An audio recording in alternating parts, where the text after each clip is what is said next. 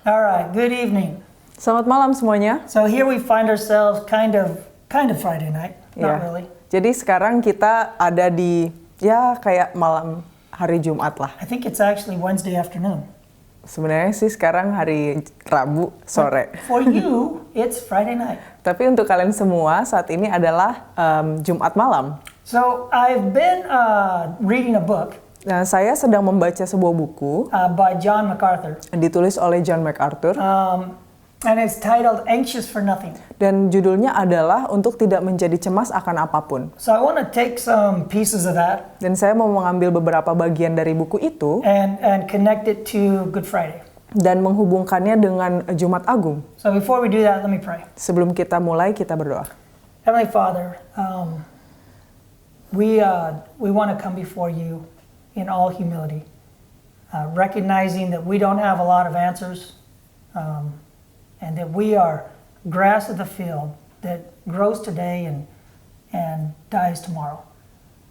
Lord, we understand that you are still King of Kings, Lord of Lords, and even as we look at Good Friday, it was all in your perfect plan, an unbelievable, amazing plan, and we are the benefactors, and we give you praise for that. So help us tonight to worship you and adore you as we should. In Jesus' name, amen. So let me look at this from a one angle. Nah, biarkan saya membantu kalian melihat hal ini dalam satu perspektif. So in the book, MacArthur is using Peter as an example. Di dalam buku ini, John MacArthur menggunakan Rasul Petrus sebagai contoh. Because Peter understood anxiety. Karena Petrus mengerti apa itu rasa cemas. Remember, it was Peter that walked on the water towards Jesus, and then he became anxious and sunk. Nah, kalian ingat kalau Rasul Petrus lah yang jalan di atas air untuk mencapai Yesus, tapi dia cemas lalu malah dia tenggelam. It was Peter when Jesus started talking about what was going to happen in Jerusalem.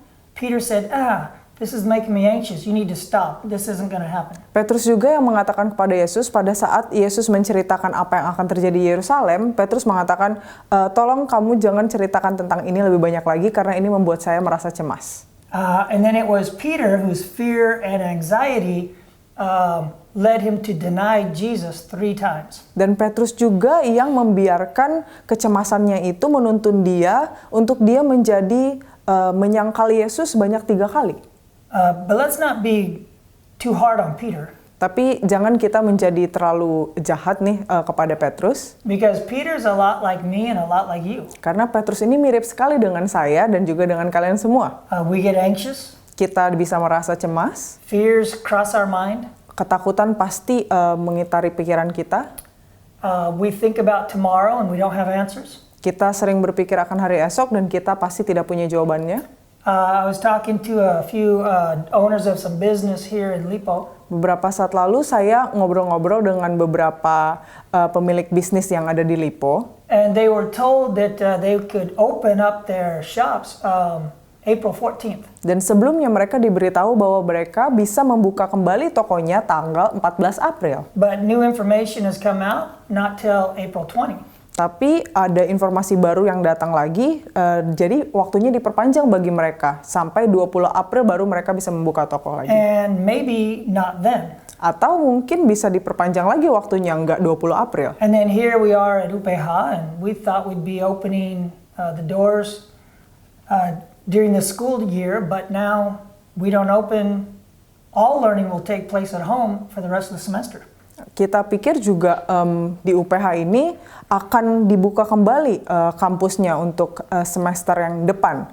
Tapi kita dapat informasi baru, kita masih menggunakan pembelajaran di rumah sampai semester yang baru. And I don't know what's going on with you, your family, and your hometown. Dan saya nggak tahu apa yang sedang terjadi di dalam keluarga kalian, di dalam kota kalian masing-masing.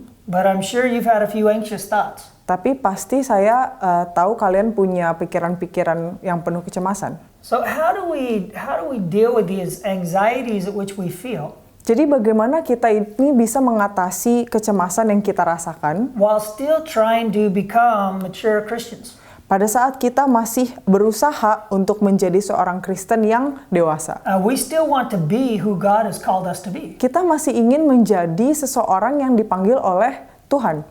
So let's look at 1 Peter 5 through 7. Mari kita melihat 1 Petrus 5 ayat 5 sampai 7. And Peter, again, a guy who understood anxiety. Dan Petrus, dia adalah seseorang yang sangat mengerti tentang kecemasan. Gives us an idea of how we can get past our anxiety. Dia memberikan kita beberapa ide bagaimana kita dapat mengatasinya. So, Laura's going to read 1 Peter 5 through 7. 1 Petrus 5 ayat 5 sampai 7. Demikian jugalah kamu, hai orang-orang muda, tunduklah kepada orang-orang yang tua, dan kamu semua rendahkanlah dirimu seorang terhadap yang lain. Sebab Allah menentang orang yang congkak, tetapi mengasihani orang yang rendah hati. Karena itu rendahkanlah dirimu di bawah tangan Tuhan yang kuat, supaya kamu ditinggikannya pada waktunya. Serahkanlah segala kekhawatiranmu kepadanya, sebab Ia yang memelihara kamu. So here's Peter saying that we should clothe ourselves with humility.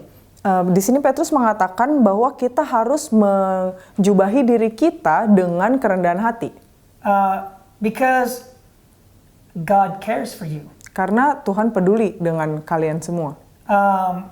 And so let's look at this idea of this clothing yourself with humility. Mari kita melihat di sini ide bahwa kita itu harus menjubahi, memakai jubah kepada diri kita tentang kerendahan hati.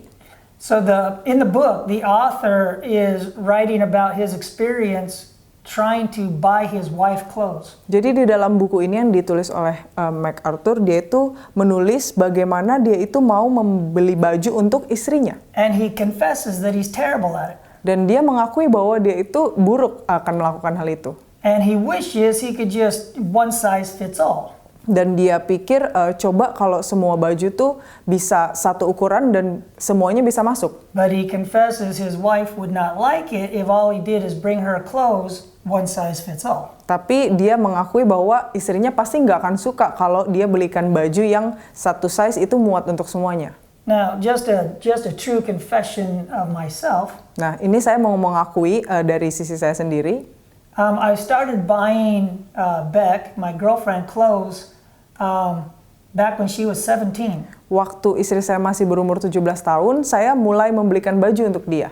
And through the years, I buy all her clothes. Dan selama berjalannya waktu, saya yang selalu membeli baju untuk dia. I can walk into a store and look at something, and I've got this absolute diagram in my head about what my wife looks like, and I can find clothes that fit her perfectly. Saya bisa aja nih jalan-jalan di mall, terus saya melihat toko, ada baju gitu, dan saya bisa membayangkan bagaimana baju ini bisa pas di istri saya, dan saya bisa beli baju itu. So I guess I do not have that in common with John MacArthur. Jadi saya rasa saya nggak punya kesamaan dalam hal itu ya dengan John MacArthur, penulis buku ini. But the idea of clothing that fits all Christians. Tapi idenya di sini adalah bagaimana ada sebuah pakaian yang bisa muat untuk semua orang Kristen. And the one piece of clothing would be humility. Dan satu-satunya pakaian itu adalah kerendahan hati. So humility is an attitude. Jadi kerendahan hati ini adalah sebuah sikap. The attitude that you are not too good to serve another. Sikap yang menyadari bahwa kita itu tidak terlalu baik untuk bisa melayani orang lain. In fact, we are designed to serve others. Bahkan kita itu dirancang untuk melayani orang lain. Now, if we back up into the ancient times, kalau kita balik lagi ke masa lampau yang zaman dulu banget, humility was not a good virtue.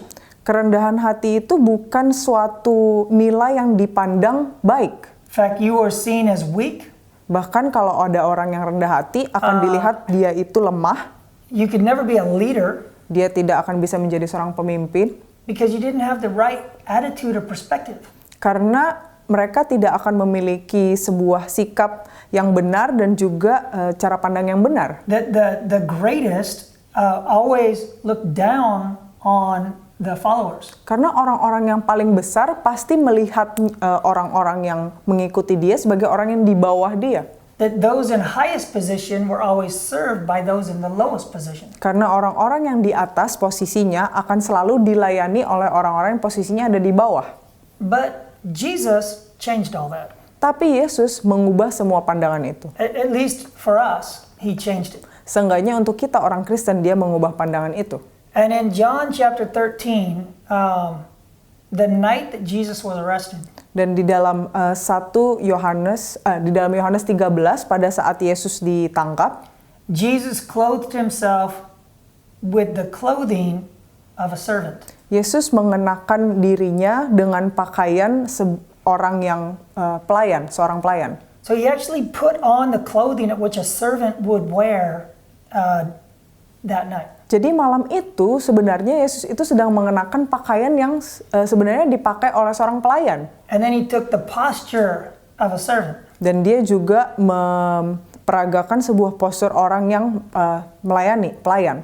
Now, think about the fact that when they were eating dinner, they're all just kind of laying around, and your food could be here and some dude's feet could be here, and everybody's just kind of laying around because that's the way they ate their dinner.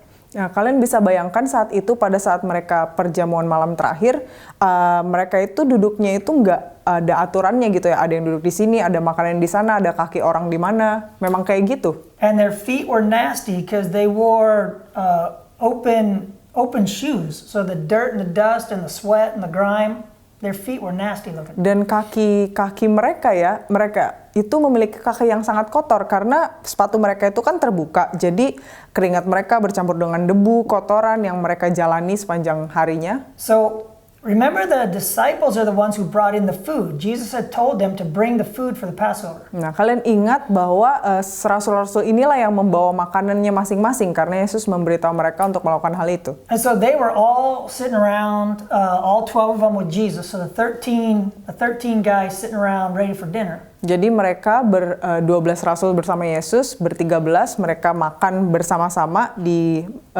mengelilingi sebuah meja. And there were no servants to wash feet. Dan gak ada seorang pelayanan yang mencuci kaki mereka. And nobody volunteered. Dan gak ada juga orang yang bersedia untuk melakukan hal itu. Until Jesus volunteers himself. Sampai Yesus yang dengan sendirinya bilang kalau dia mau mencuci kaki mereka. And suddenly the greatest becomes the least. Dan tiba-tiba orang yang paling besar, yang paling hebat menjadi orang yang paling rendah. And he washes the feet of his disciples. Dan Yesus mencuci kaki murid-muridnya. He became the servant. Dia menjadi seorang pelayan. He didn't just talk about it, he actually humbled himself and became the servant. Tidak hanya dia cuma memproklamirkan hal itu, tapi dia benar-benar melakukannya, merendahkan dirinya dan menjadi pelayan mereka. Later, the Apostle Paul explains this reality in Philippians chapter 2.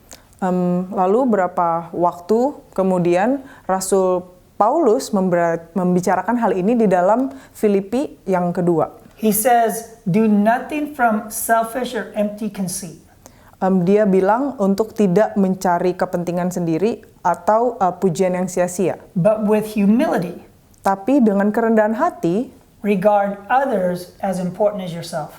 anggaplah seorang lain lebih utama daripada diri sendiri. In fact, he says, regard others as even more important than yourself. Ya, bahkan dia bilang kalian harus menganggap orang lain itu jauh lebih penting daripada kalian. And he finishes with this.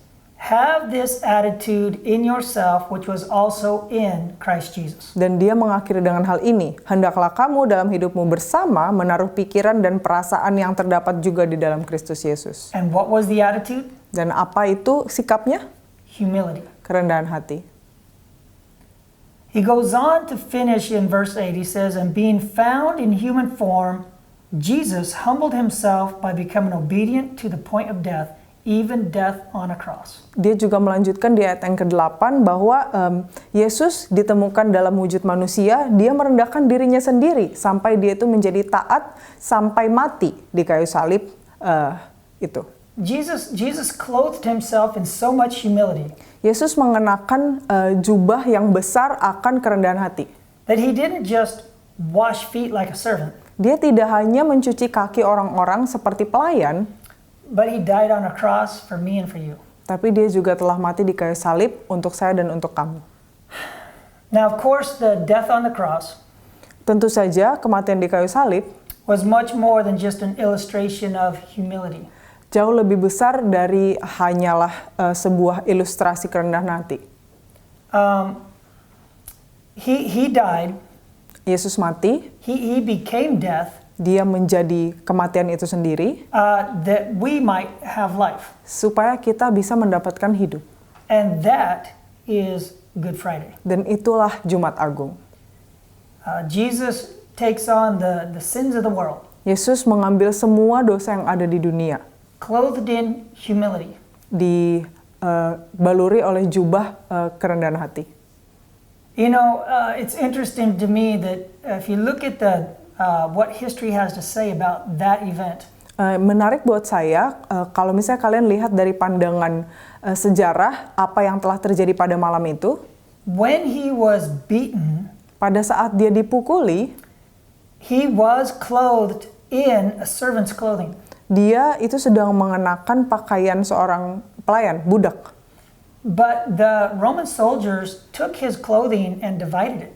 Tapi prajurit-prajurit Roma ini mengambil bajunya dan dia merobek bajunya menjadi dua. They cast lots for it. Dia bahkan melempari undian akan bajunya Yesus. And what historians tell us is that Jesus and the people of that time Dan sejarawan mengatakan kepada kita bahwa Yesus dan orang-orang pada saat itu who were crucified on a Roman cross yang dikorbankan mati di atas kayu salib, salibnya orang Roma, were stripped of their clothing and they were hung naked. Dia akan diambil bajunya, ditelanjangi dan akan digantung telanjang. So even the clothing of humility was way beyond a piece of clothing. It was the attitude. It was everything that Christ did for us. Jadi kita membicarakan tentang pakaian seorang budak, tapi pembicaraan kita ini melampaui hal itu. Karena Yesus menjubahi dirinya dengan kerendahan hati. And I want you to stop and reflect on that for a moment. Dan coba saya ingin kalian berhenti sejenak dan juga bisa merefleksikan hal ini.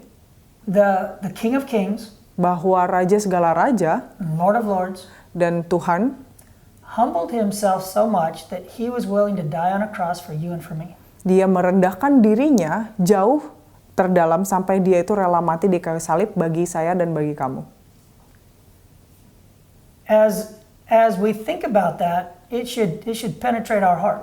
Pada saat kita bisa memikirkan hal itu, harusnya itu langsung masuk ke dalam hati kita yang terdalam. And as I was trying to think of, well, then what? You know, beyond the event, and we know that Easter is coming. Pada saat saya mencoba memikirkan hal ini, jauh melampaui dari kejadian yang telah terjadi dan juga kita memasuki masa-masa Paskah. How do we find something within Good Friday which to apply to our life? Bagaimana kita bisa mengambil apa yang dibicarakan, diajarkan dalam Jumat Agung untuk diaplikasikan dalam kehidupan kita? I don't imagine any of us will ever die for someone else. Saya tidak mengimajinasikan bahwa salah satu dari kita ada yang mati untuk orang lain. We definitely won't die for someone's soul. Pastinya kita tidak akan mati untuk jiwa orang lain. Yeah, Jesus took care of that. Karena Yesus sudah mengambil alih hal itu, sudah dikerjakan. But what can we do? Tapi apa yang bisa kita lakukan?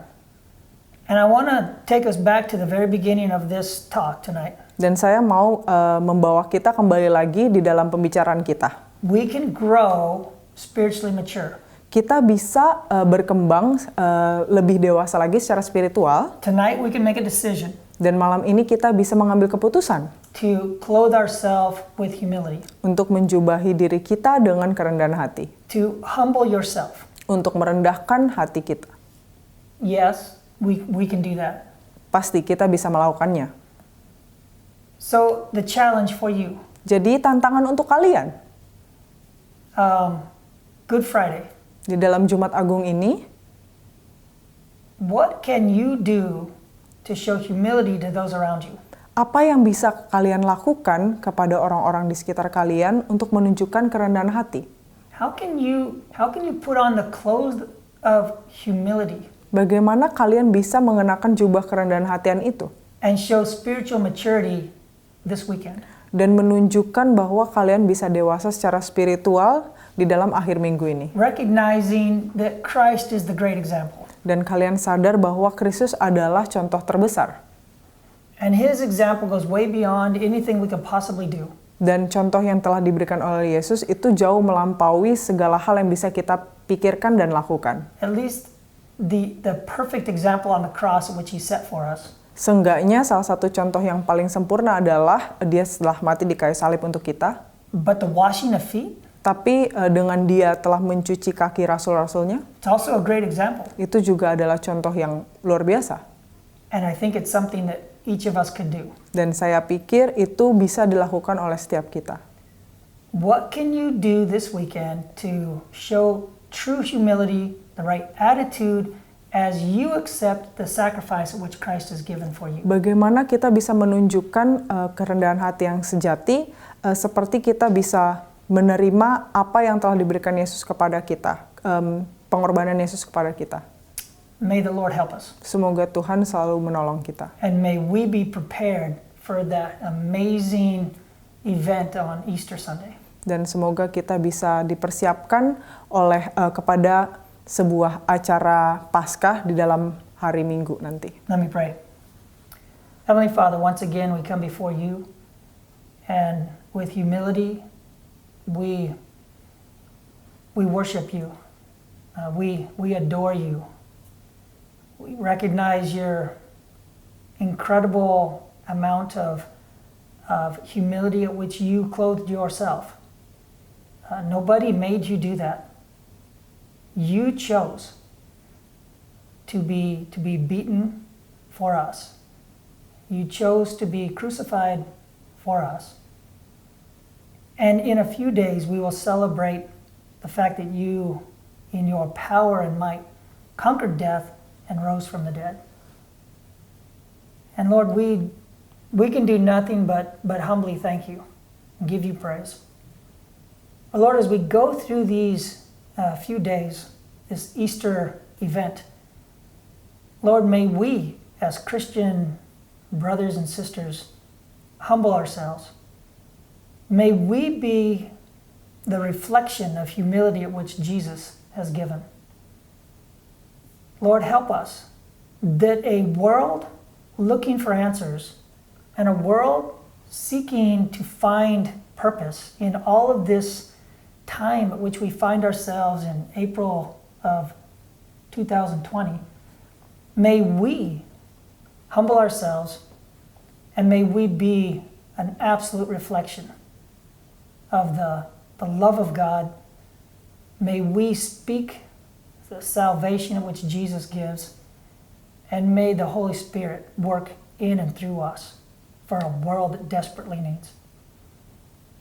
Lord, thank you for this time. We give you praise.